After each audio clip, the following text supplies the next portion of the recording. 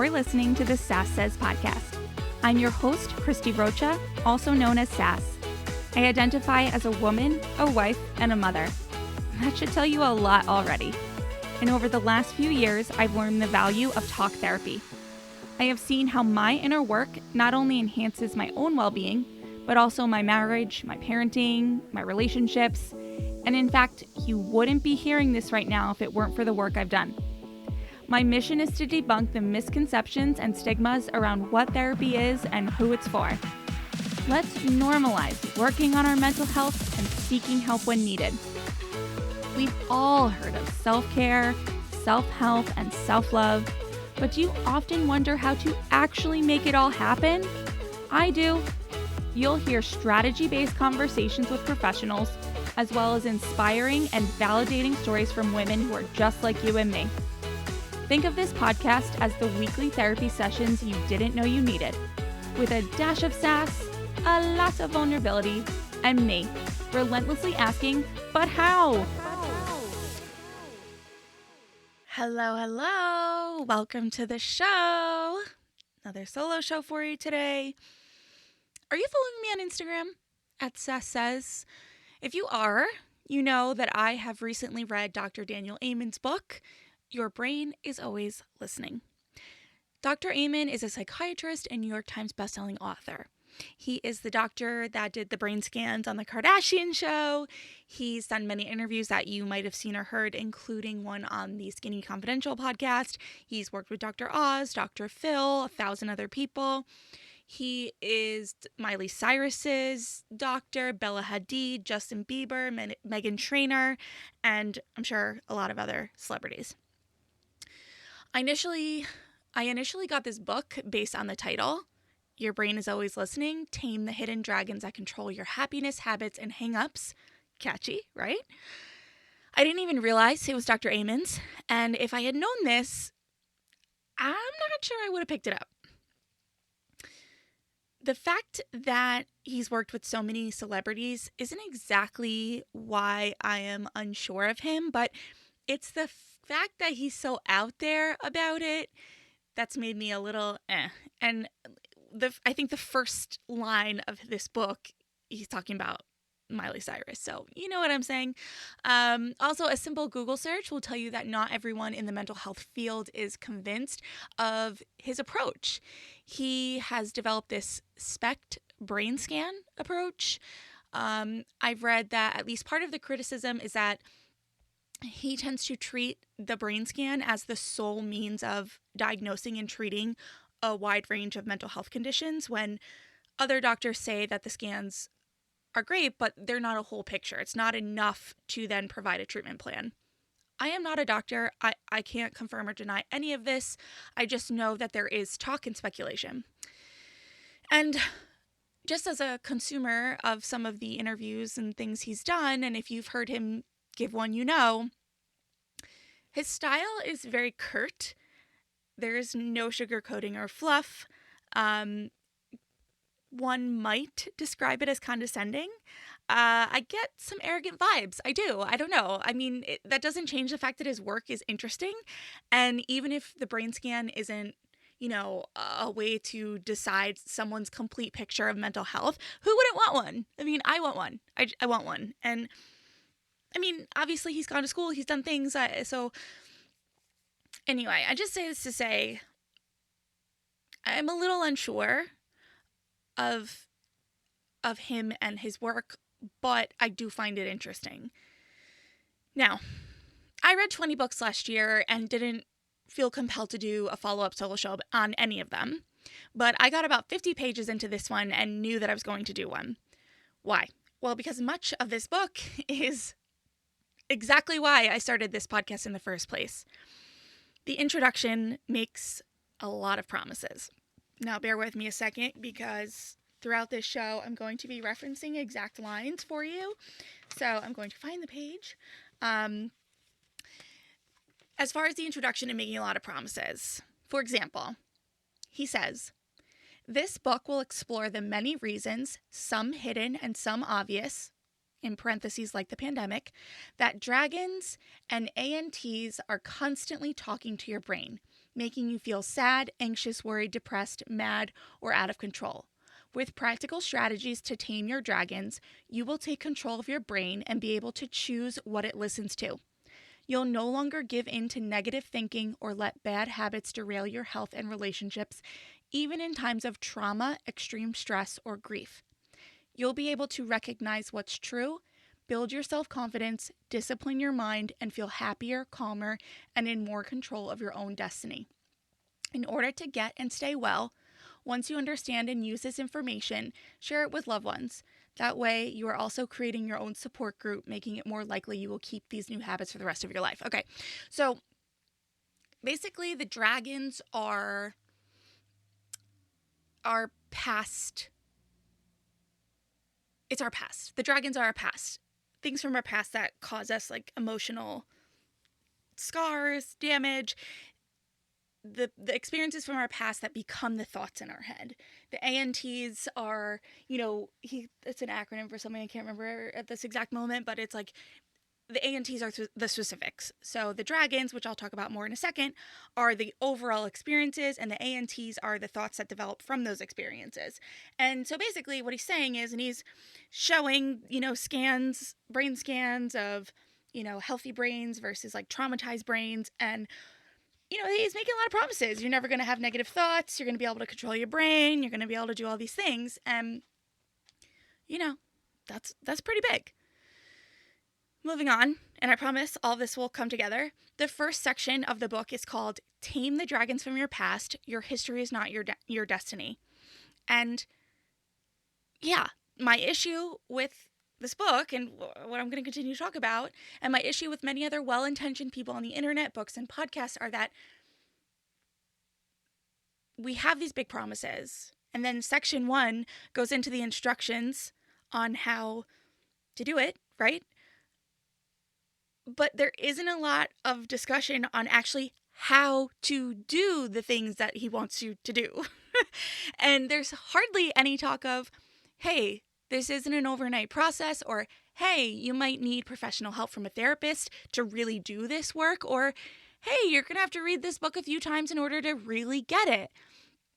Now, that being said, I think he does a great job of giving an introduction of the brain and how the brain works. Like, all of that was very well done.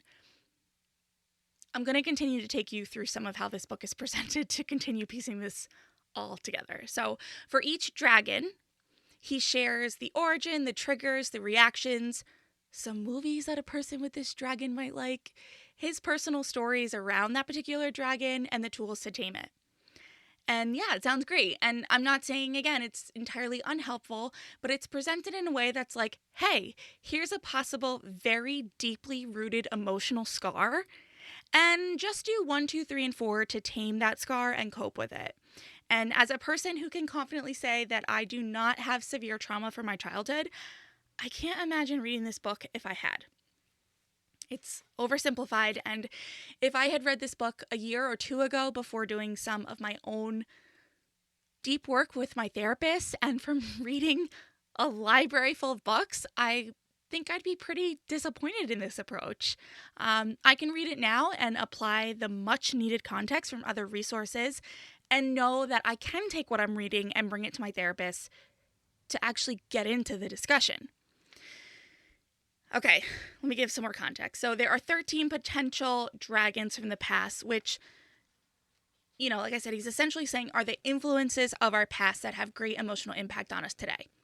You can take a quiz at knowyourdragons.com to figure out yours, which ones of the 13, seem to apply to you. I'm going to share with you mine. The first one of mine is inferior or flawed dragons. The second is responsible dragons. And the third is grief and loss dragons. Let's look at inferior or flawed dragons. Okay? Please hold. Here we go. The origin of the inferior or flawed dragons, he says, is that you felt less than others in ability, looks, money, achievement, or relationships. You felt inadequate or that you could not live up to your parents' expectations. You were bullied, cut down, or criticized by peers, family, or authority figures, or you frequently compared yourself to others in a negative way. Due to social media, these dragons are causing an epidemic rise of anxiety, depression, and suicide in young people. So for me, yeah, this feels right to me. I was bullied a lot in middle school to the point where I have blocked out most of it, but that was really hard time in my life that made me question a lot of things about myself. My parents were loving and great and supportive, but I do feel like there were very high expectations put on me that I frequently achieved, but the times where I maybe didn't, I was definitely felt the weight of that, I think more than they intended. I think we can really apply this to body image. I've talked so much about body image, and in fact, he says the triggers for this dragon is when you compare yourself to others or compete against others, and when you look in the mirror.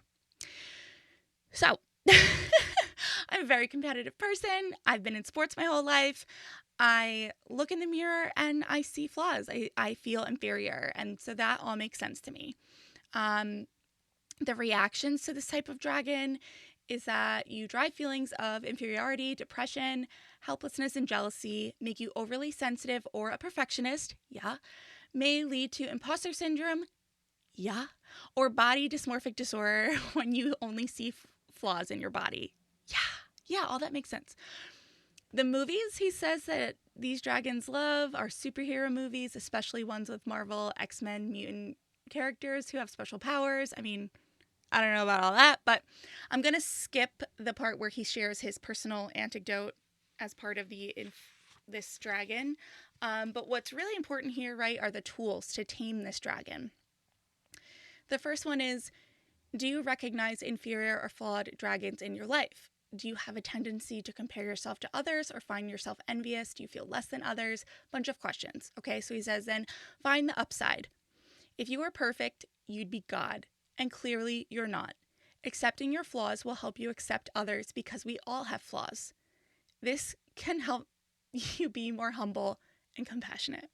Okay, so the thing with this, right, this black and white approach is that when you look at the other dragons that apply to me, they tend to directly conflict with that, whereas I am an extremely empathetic and compassionate person.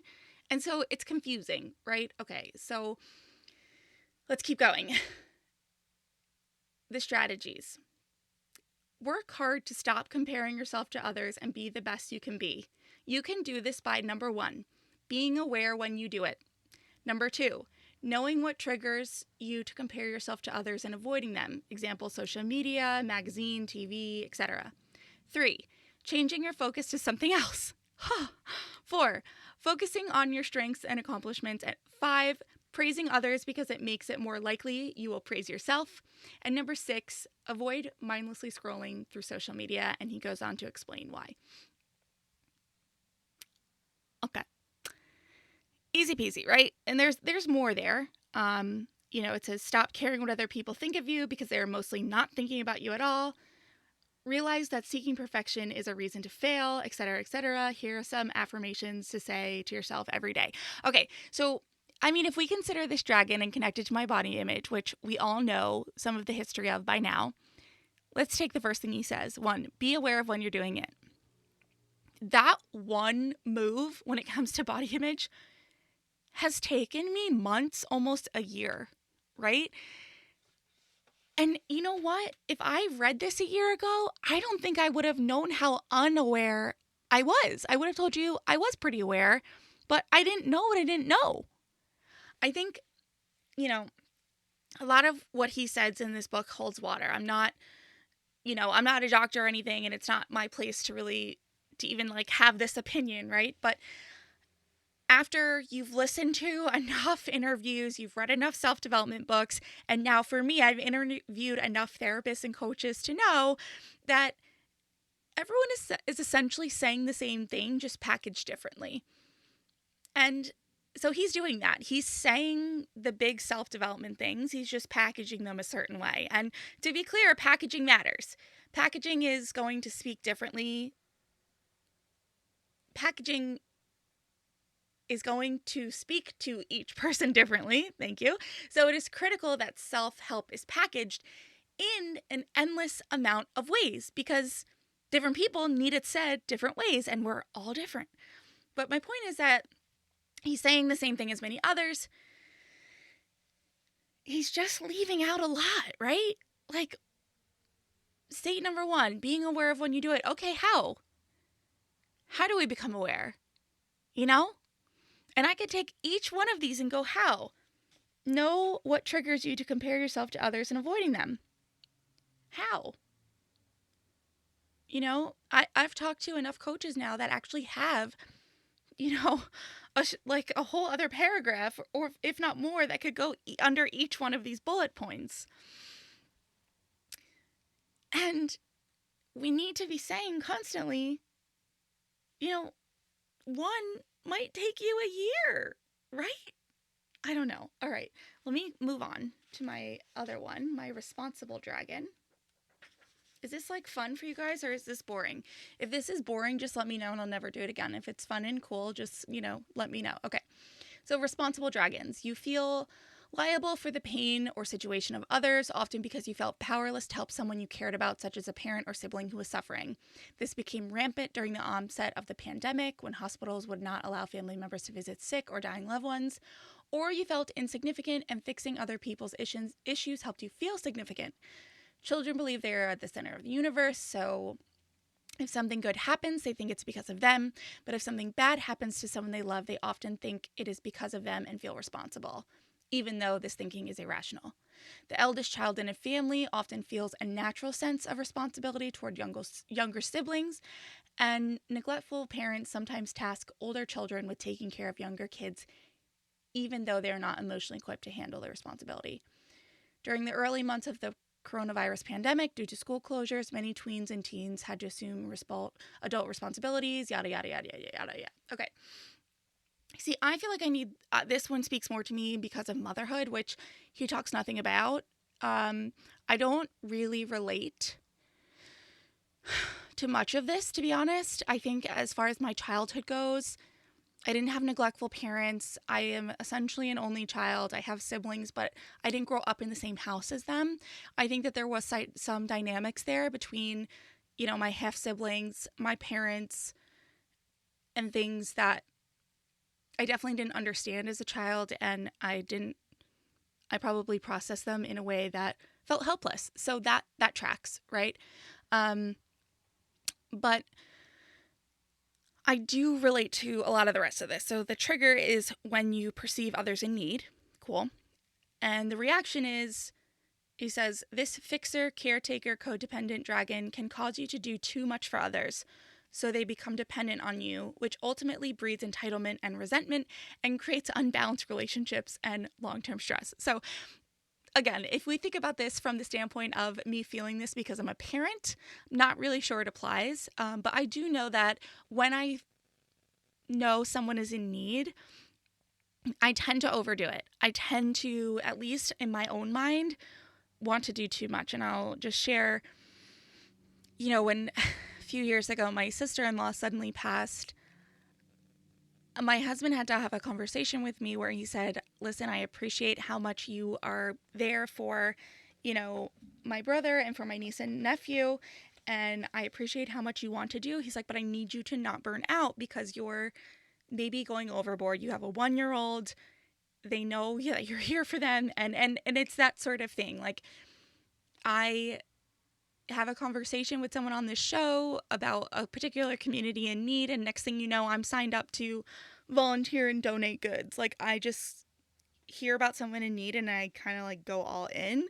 I also respond to social happenings like very deeply and very emotionally. When I say social happenings, I mean, you know, societal things like George Floyd. I'm thinking of, you know, some of the school shootings. Unfortunately, like, I will cry. Like, when Twitch died, I was upset. Like, I feel these things very deeply. Anyway, let's move on to how we tame the responsible dragon.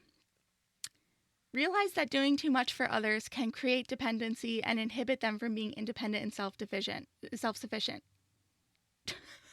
That's a strategy. That's the tool. The next tool is self-care is not selfish. Oh. Evaluate the people in your life. Do what you can to eliminate the contaminant people and increase the non-contaminants.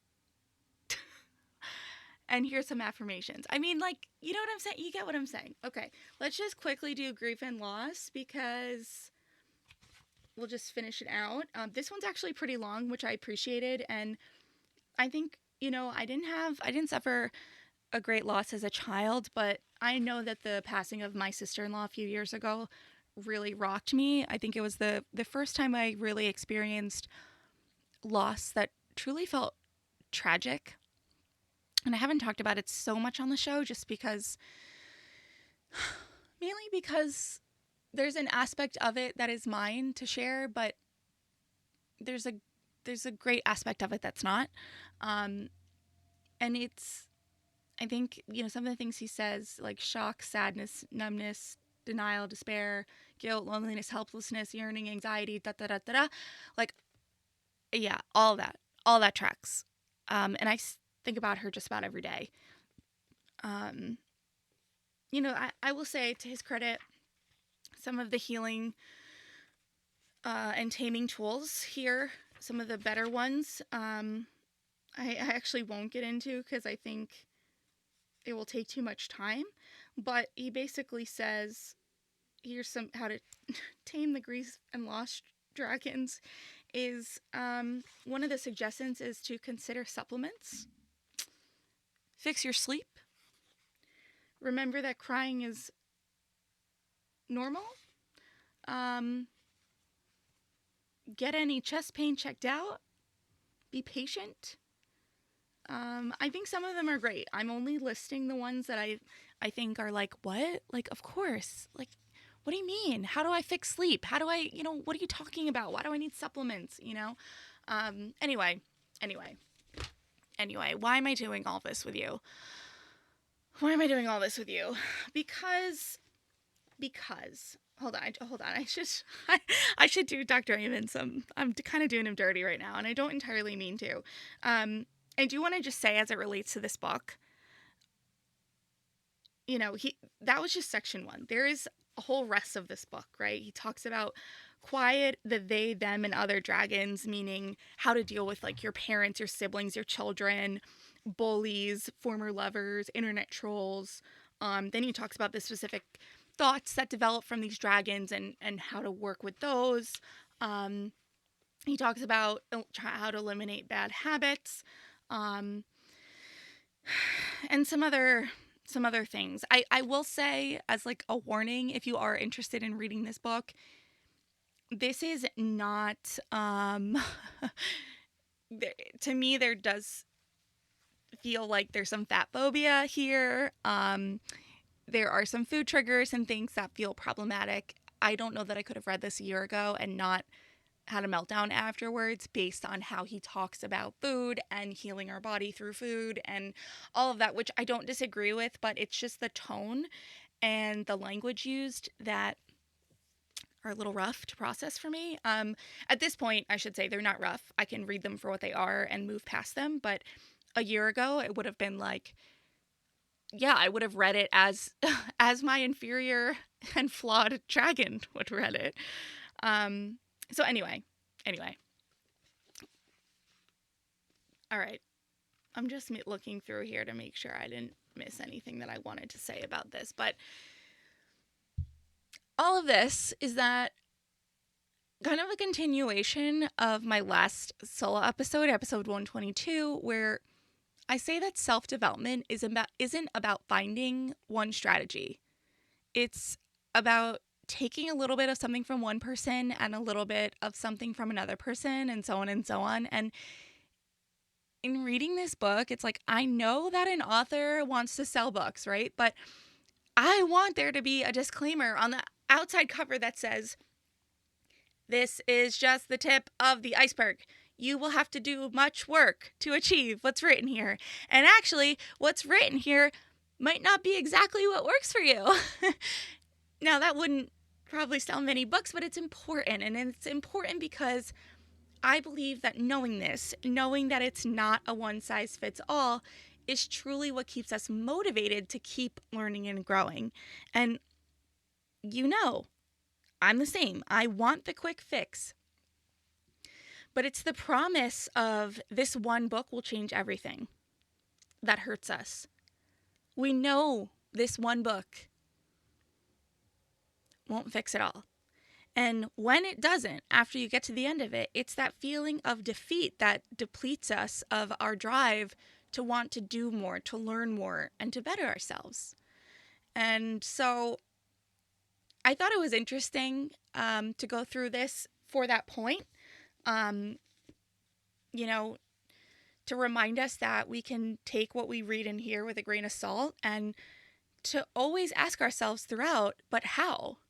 Okay, thanks for all these suggestions, Dr. Amen, but how do I do them? And if you don't know how to answer those but how questions, find yourself a therapist, or find another book to read, or another podcast episode to listen to, and just keep going.